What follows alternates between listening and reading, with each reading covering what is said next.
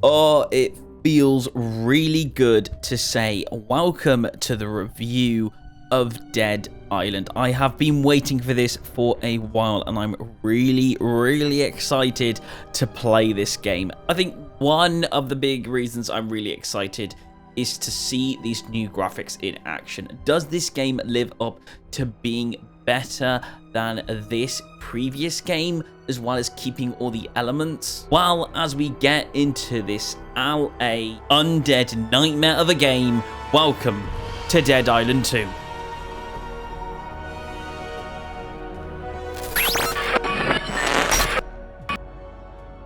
Sorry, before we get onto the story, I just want to add that this is Jump Inside, and on Jump Inside, we only record the first 2 hours of a video game. This is so we don't reveal any major plot spoilers, and it keeps you informed without spoiling too much of this game. Also, this game does contain a lot of blood, so that is just a warning before we start. Anyway, okay, we're all ready? We strapped in? Right, let's get going. The city is invaded with zombies and it's a big escape as the game begins. Everyone's trying to evacuate and get out of the city as the zombies are entering it. You start off by seeing Amy first, who is a runner, Ryan next, who is a club dancer, we'll go with that. Actually, this scene's pretty funny. He dresses up as a firefighter and tries to get out the city that way. Next, we have Bruno, who takes a snapshot of some person's passport and uses that to get through. Awesome. Though, don't actually try that in real life when you go to an airport. Just giving you a warning, alright? They won't let you through. And you've got Clara here, who just pulls up on her bike and literally just walks straight onto the plane. Lovely. You have Jacob, who decides to get on the plane via the wheel entrance. So, yeah, he's enjoying himself. And then you've also got Danny, who tries to sneak in via a box. So, those are your crew. That's who you're dealing with. This person tries to take a picture with a celebrity, but unfortunately gets bitten, and the whole plane, well, catches fire and goes up in smoke. In case you're wondering, though, who this is someone you might recognize from the previous game. This is Sam B. Sam B is one of the characters you can actually play as in Dead Island 1. There you go, right there. And now you're going to have to choose who you would like to play as within this game out of those 6 survivors. For me, I picked Ryan, and for my friend Danny, who's also recording this and sending this to me, he picked Jacob.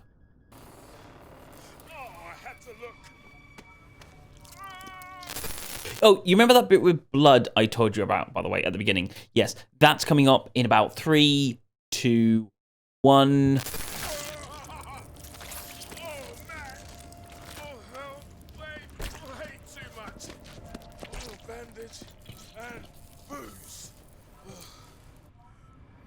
Yes, you start off in this game having to patch yourself up after you've just hit a wound from crash landing in a plane.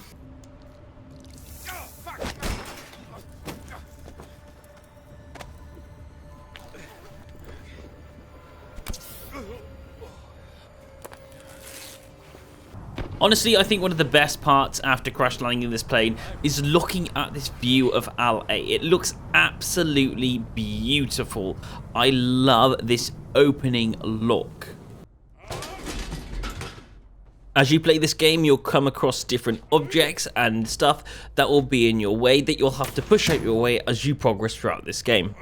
One of the things that you'll learn in this game is meeting other survivors, and you'll see how they survive as you also survive throughout this game. Not a zombie.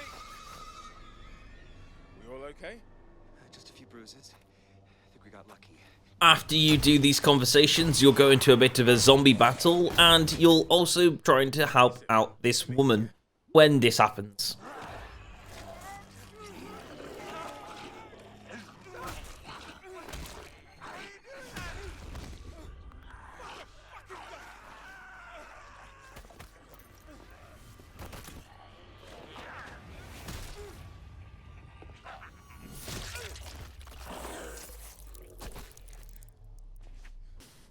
After your character tries to run away from the zombies and get past all the zombies, he wakes up later in LA. A lot of all of that was the introduction to this game, and this is where the game really starts to kick in. You are given a task to reach Emma, who is one of the survivors that you met in the plane crash. We need to go. Okay, got you pegged. Emma? I mean, perhaps we should stay. Darling, the world needs you. They'll protect them. Oh. Bit of a volunteer, have I? Okay, Michael, if you're sure. Here is my address, in case you change your mind. Good luck. Throughout this game, you'll be able to really hit zombies, which is what this game really takes place at. Yes, you can literally keep hitting zombies again and again and again, and it will keep destroying them again and again and again. I mean, he's not waking up anytime soon. No. As you play this game, if you can pick it up as a weapon, you'll be able to use it as a weapon, like this poor Q I found. But this is Dead Island, so that means after these weapons take so much damage, you will have to start repairing them. You'll also be able to get stuff like different skill points as you play throughout this game, so you'll have different abilities that you can use. As well as all that, you'll be able to upgrade the weapons that you find so they can become even more powerful as you battle throughout the zombies. Now, as you play this game, the zombies that you'll battle will mostly be in groups of 4 or 5 or 6. So you won't be having to deal with loads and loads and loads of them, but the ones that you will be able to deal with will be quite strong. You won't be always kept in safe places or in safe houses all the time, even though that they will be there on the map. You will be able to go around LA and searching different locations, like different houses, like the one I'm in right now. Yes, this game does have a slight bit of free roam, where you'll be able to go in throughout houses and pick up anything that you find, like weapons and health kits. And if no one's taking these gaming monitors, then I don't mind if I do. Thank you very much, Zombie Apocalypse. One of the first major missions on this game will be to explore this grand and lovely hotel that I very much did enjoy breaking into. There are quite a lot of zombies here, so do be careful and use those jump kicks that you've been practicing.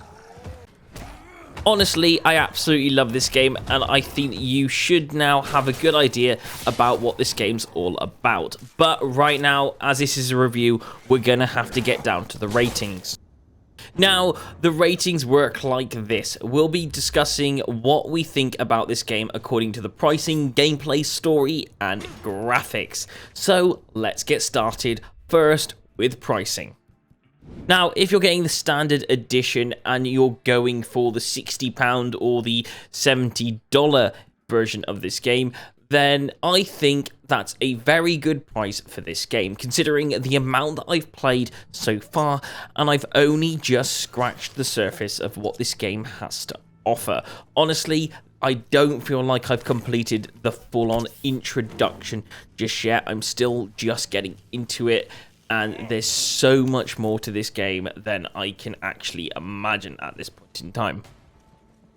I actually imagine that a lot of this game that I'm experiencing right now is going to take up a lot of hours of whoever plays it, so I definitely think that those £60 are most definitely worth it. Then again, I'm only speaking from the 2 hours experience of what I've played so far. And honestly, I think this game definitely hits all those marks. I think that price is perfect for this game. So in total, the pricing I'm going to put down for this is going to get a 10 out of 10. Moving on to gameplay. And does the gameplay actually make me feel like there's a zombie outbreak? Like people are actually getting infected and there should be something to be scared of? And you know what? Yes, it's true. When I walked over here and I saw these zombies eating this corpse, I slowly backed off and I just got a little bit frightened about the impact of what these zombies are doing on this game. Do they feel like infected? Do they feel like they're getting back up to try and kill people? Yes, I think it aces that. I think these things will stop at nothing to get their next meal, and you do not want to be next on the list. I think this scene has it perfect.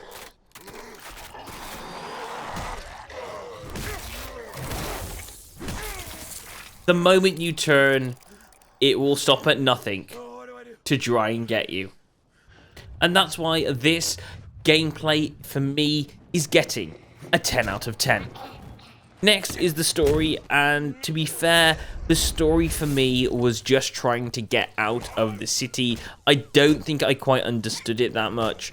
And even though I like the characters, I still think they could have introduced the characters a little bit better. Give us more time to connect to the characters would have helped. I feel like it could have been a little bit more gripping as the story started. For that reason, and for that reason only, I'm taking 2 points away, and I'm going to give this an 8 out of 10. As in, I think we could have introduced the characters in this game just a little bit better. And honestly, the graphics that I'm seeing in this game are so visual. They're so good. Everything definitely feels like it's destroyed. You're watching this through a YouTube video, but honestly, I'm playing this on the Xbox Series X, and it looks incredible. I love the graphics on this game. It feels so good. Now, graphics aren't the be-all and end-all in video games, at least not for me, but personally, they definitely make it look very nice, and this game does a wonderful job at doing that. So for graphics, I'm going to give this a 10 out of 10. Well done.